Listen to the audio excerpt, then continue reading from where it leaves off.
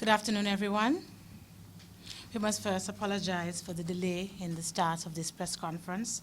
This is due to reasons beyond our control. I want to welcome all of you here this afternoon, and I would want to take this opportunity to introduce everyone who's at the head table. On my left, Dr. Dorothy Hazel Blake, Director of Primary Care.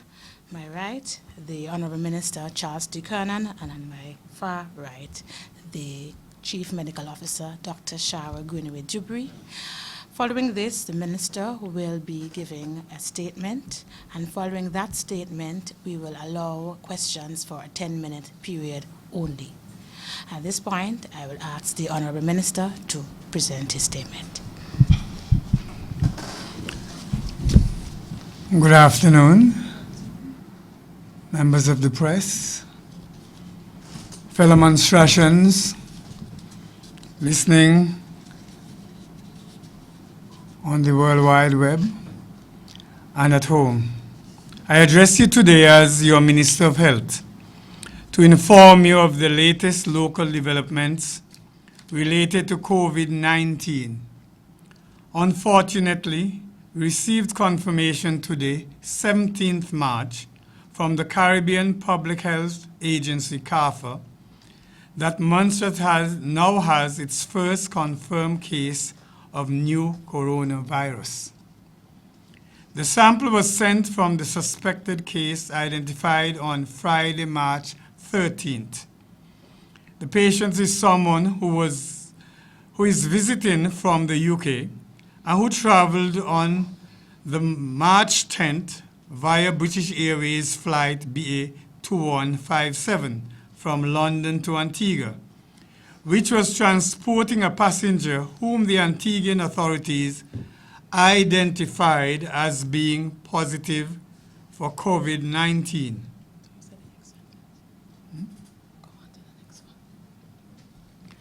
On learning on the 13th from the Antiguan authorities that a passenger on that flight had fallen ill with COVID-19, the ministry activated its outbreak investigation protocol to locate, assess and quarantine all passengers who traveled to Montserrat through Antigua on the same flight.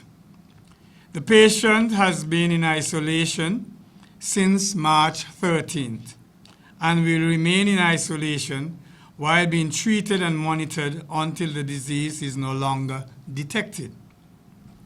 A total of 3 samples were sent to CARPHA for testing. 1 tested positive for COVID-19 and the other 2 came back negative. I know that everyone is concerned. However, I am appealing to all not to panic. Remain calm and follow the instructions from the Ministry of Health and the government of Montserrat as a whole. In this ever-connected world, we cannot hide from such global pandemics, with countries around us succumbing to the relenting and growing reach of the virus. Given the rapid spread of COVID-19, we knew it was only a matter of time before it showed up on our shores. This is why we have been activating our preparedness plans and measures for weeks now.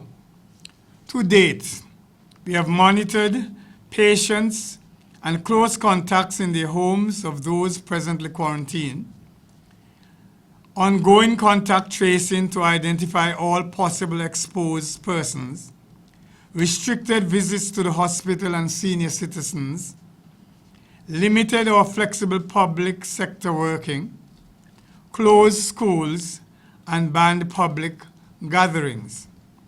Our preparedness work is comprehensive on one front, and it involves actions to minimize the risk of exposure amongst the local population.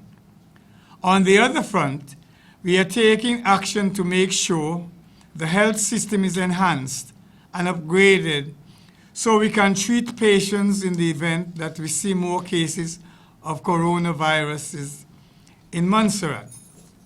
In addition, to the preparation already done ahead of time. We are further securing additional supplies and equipment. I can assure you we have enough clinical and personal protective equipment on island. Our staff have been trained and encouraged to use PPE to protect themselves. The government has taken steps to order extra supplies, such as more beds, extra ventilators, and testing equipment and supplies to ensure that the hospital has the resources it needs.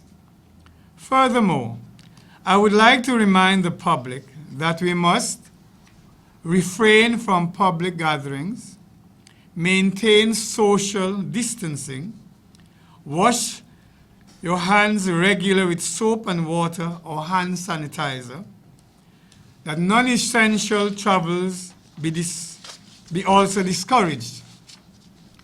Everyone is encouraged to take personal responsibility to minimize the risk of exposure and spread in Montserrat by taking these simple precautions. Remember, those who are most at risk are the elderly and those with pre-existing conditions such as hypertension, heart disease, and diabetes. Let us do everything in our power to protect our people.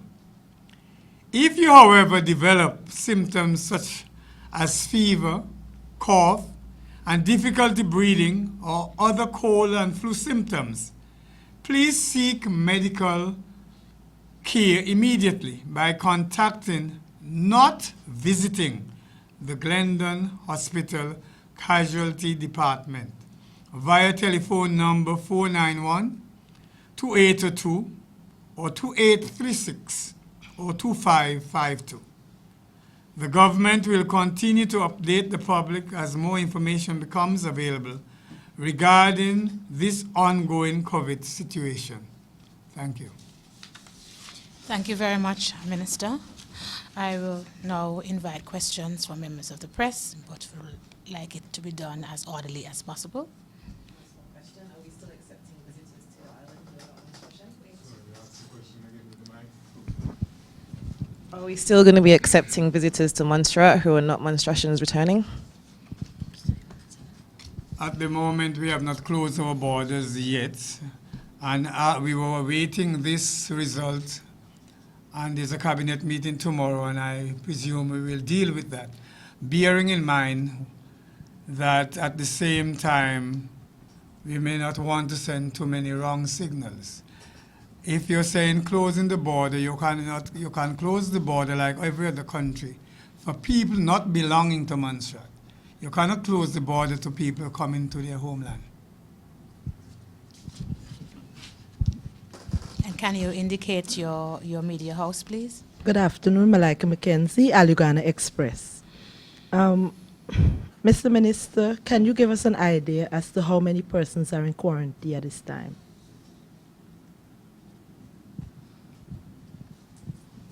I'll defer that question. Thank you.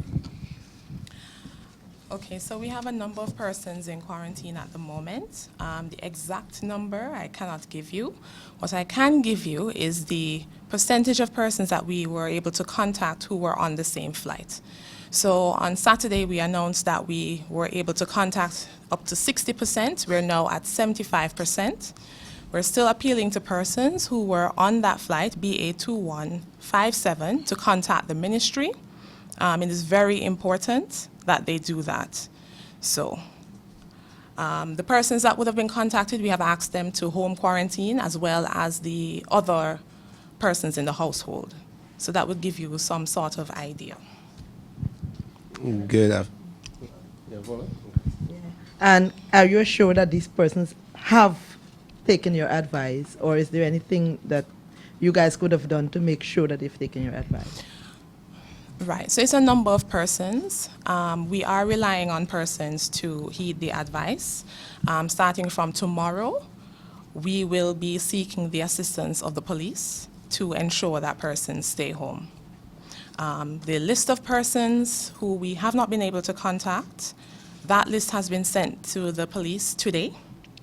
And so we expect by tomorrow we will have tighter quarantine controls. Good afternoon, Dwight Sampson, DS Media. Question, general or open question.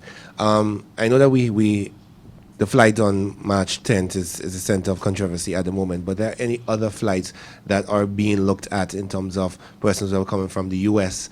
and from other Caribbean countries which have cases of COVID-19?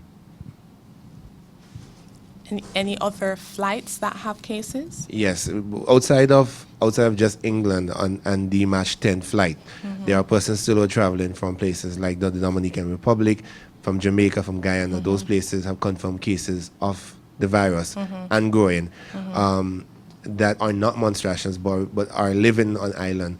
Are we, doing anything about those persons returning to the island? Okay, so what we've done at the ports of entry, we've started to screen every single person coming in. So it's not just, when it became a pandemic, we went from just screening high-risk countries to screening everyone, right? And at the same time, based on the screening questions, we will only test persons that are symptomatic because that is the protocol that we're following. I don't know if that assists in answering your question. So you're asking about specific flights that we've been looking at? I am asking generally.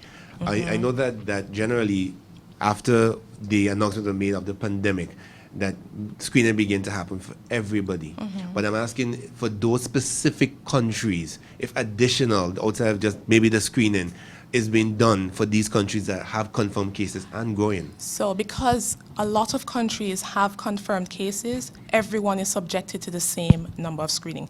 Depending on how you answer the questions, etc., then that kicks off another set of additional screening. Vernaire Bass 664 Connect. I just wanted to ask, because the person who came down on flight 2157, did they travel to Montserrat on the ferry or by plane? And are you also quarantining those persons who they traveled with? Okay, so at that moment, we're not going to release that information, okay? And we are investigating the close contacts of that person. James White from Radio Montserrat. Doc, it's very unfortunate that you said that you're not, revealing the number, because there are a number of persons who already know that it's 80 plus who came down on the ferry, and it would have been helpful for you to give a number as to how many of those persons you would have contacted the health ministry or. Okay, so out of 104 persons, we contacted 80, I want to say 88, which is why I'm giving a percentage. Yeah, an indicative figure would work. So based on that, and then the households vary. Because we're asking every member of the household to stay home as well, you can imagine how large that number is. And we're still trying to contact additional people, right? So really and truly, there's been a lot going on in the background. The contact tracing is a very tedious process. So I would ask you to appreciate that we haven't sat down and actually counted, okay, this is the number of persons we've contacted, yes, but to actually count the extra numbers in the household and actually put a figure together, no, we haven't done that yet. Okay. All right. Mr. Minister, glad that you are here. And it's an evolving situation, as would have been mentioned. And the British government, in their own budget presentation, would have indicated that they're going to provide assistance to countries that have this COVID-19 issues. Montserrat as an overseas territory, what is the situation there? Have we, touched base with the UK government as to the situation? Let me preface it this way. Throughout this whole episode, Public Health UK has been involved all along. What we have seek to do at this time is to look at what are the equipment, things we would need if this continues. And a list has been made and submitted to the British government. Okay. All right. Okay. So. All right. I'll leave it there for now. Nerissa Golden, Discover Montserrat. Early in the discussions around the virus, you mentioned that you were doing calculations about the possible impact.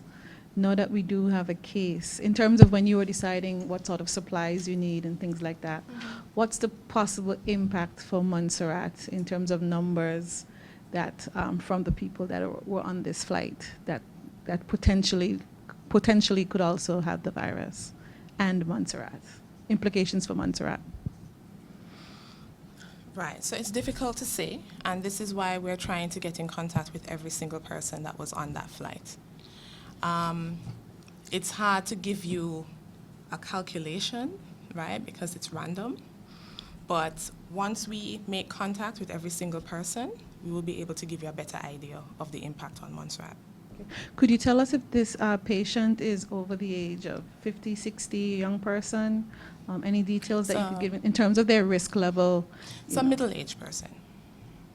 I'm not going to give you the exact age. It's a middle-aged person. What are we doing, Vernaire 664 Connect, what are we doing to ensure that the public is not out in gatherings over 50? Because just from observation, I can see that people are having house parties, they're at Marine Village, etc. So what are we doing to enforce that? Because it seems like a number that we've just put out there and people are looking at it as if, oh, well, we're 30 people strong, so we're fine. And I think for me, that message is a little bit misleading, because it's saying you can have 20 people in that 50 with the corona, so then you're exposed. So what are we doing to enforce that? Are you aware of what the police is actually doing? The police have in fact been closing down. I think you might be aware that they have closed down in Little Bay some nights. So they have been doing some work there, because the police is the one who will have to enforce it. I know I went to a funeral on Saturday, and the numbers were actually counted in the funeral on Saturday at Braids. So, and the defense force was represented there. So there's work going on, but one must realize that we're still talking about people. And as the Bible put it, all we like sheep have gone astray. And always people will go contrary, and the police will do what they have to do. But bear in mind that if each of us tells somebody else not to assemble, we will all be able to help one another. The police is limited themselves. So all of us must pull our weight and try not to encourage people to have these parties and whatever else we're having. Doc, I received some information that some persons who went up on the ferry this morning, I think a number 3 was given, presented symptoms. Have you received any information at all regarding no, I have that? not received that Okay. information. Final question from me. In terms of preparedness on the ground for our frontline staff or health officials, have they been in constant training? Have they been updating themselves? At this point, is there any need to call places like the Red Cross and other medical grouping for assistance? Or are what is our level of preparedness and readiness? So our frontline staff have been trained, and they've been updated on protocols, right, and the necessary algorithms that they're supposed to follow. We are going to engage with NGOs shortly, but we don't necessarily want to put them at risk, if you understand. We are trying to figure out which other way we can use them to assist in the situation.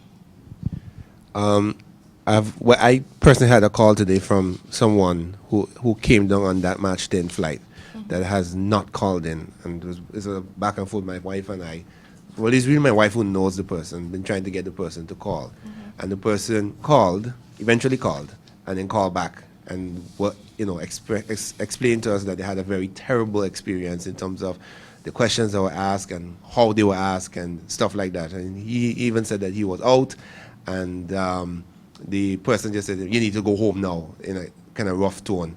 How prepared are these persons in terms of service to deal with these people Just asking basically based on the experience that we have had today. Okay. Well, that's unfortunate that that person experienced a call like that.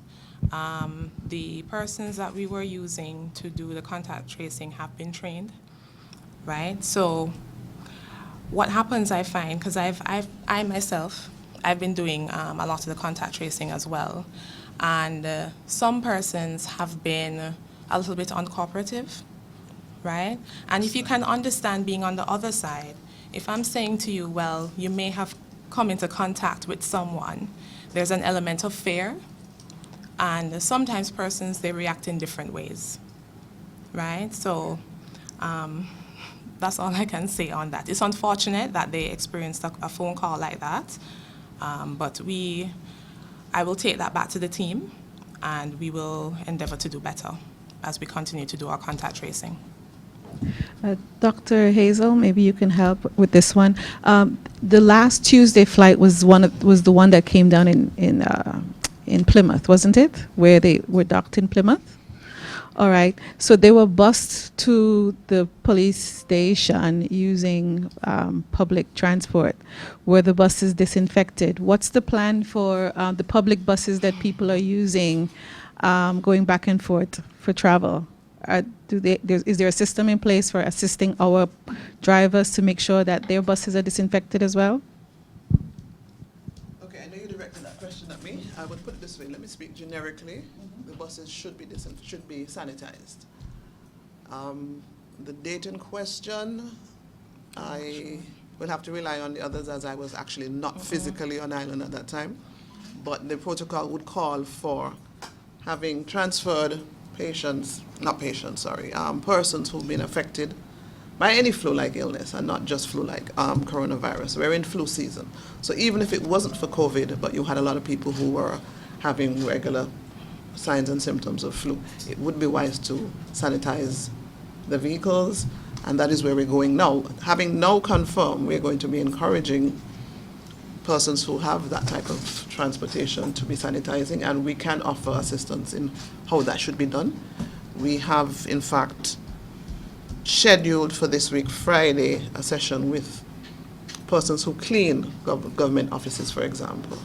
So a member of our team it has two sessions. One is from 10 to 12 on Friday, the other one from 1 to 3, with all those persons who clean any government accommodation, because we recognize that some people are doing the correct thing and other people are cleaning, but not cleaning the way you should if you're going to be containing a condition such as COVID-19.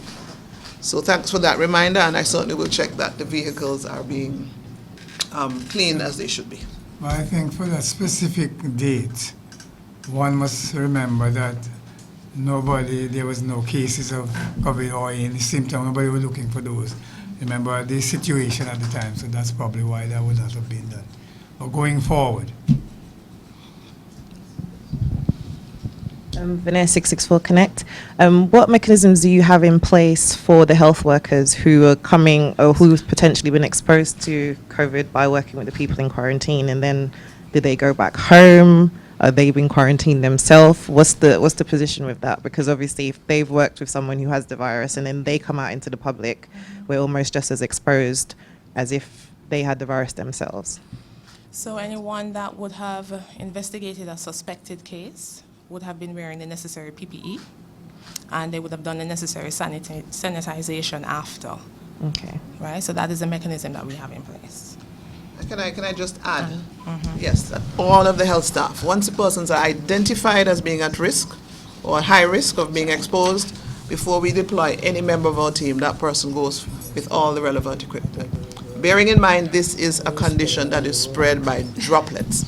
So despite what you see people wearing various types of PPE. The important thing for droplets, but droplets are spread via this part of your body, your nose, your mouth, and your eyes.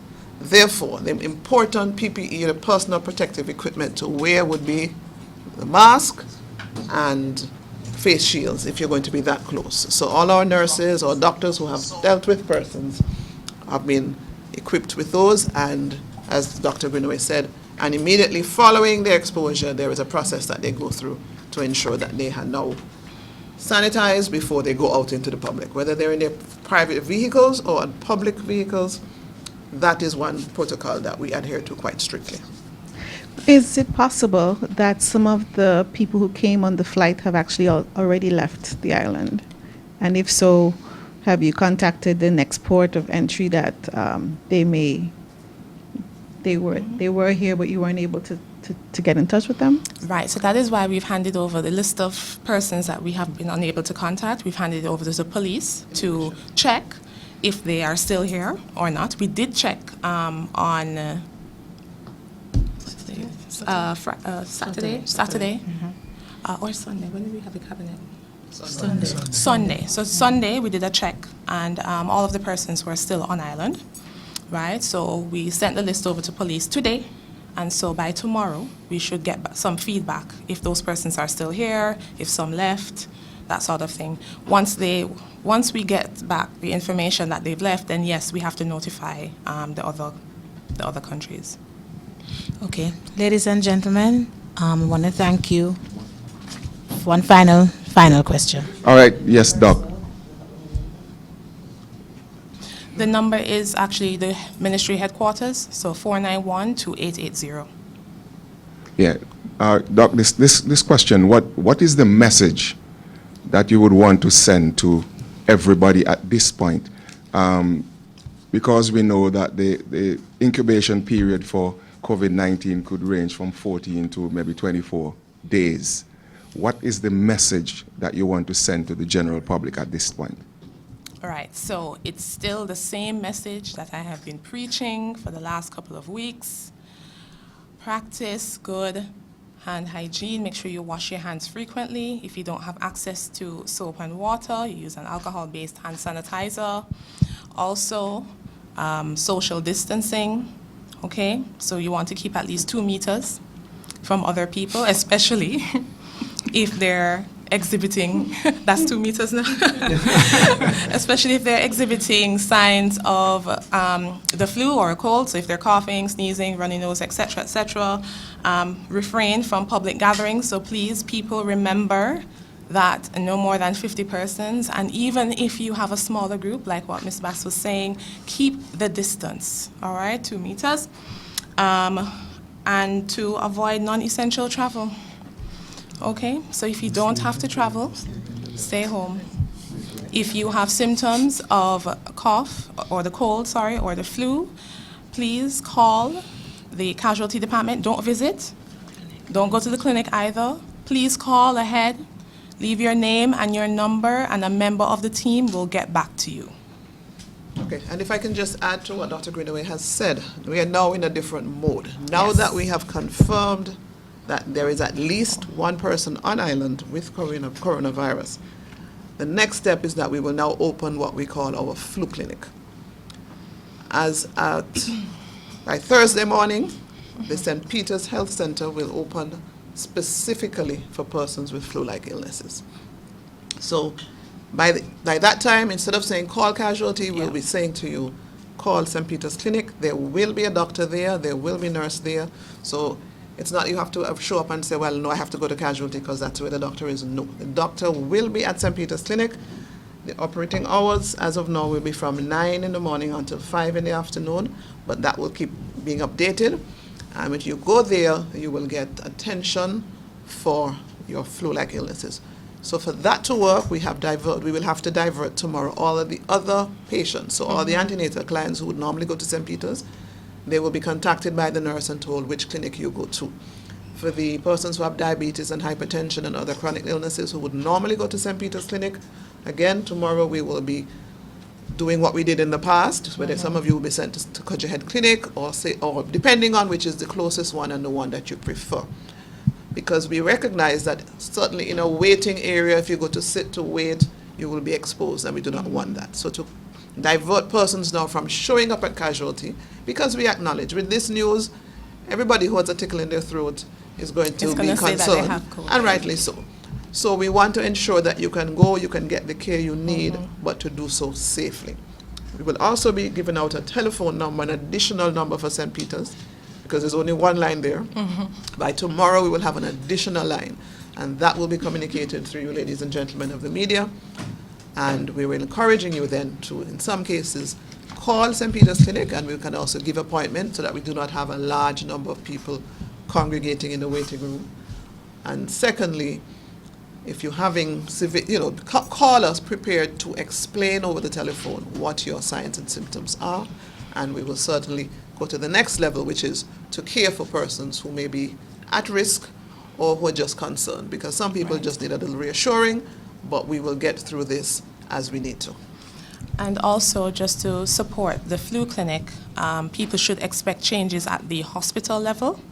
So we will be scaling back some services there as well. As you would appreciate, we would have to shift staffing around, and also preparing our additional isolation space at the hospital. So some of the services will be curtailed to support this next phase of the response to COVID-19.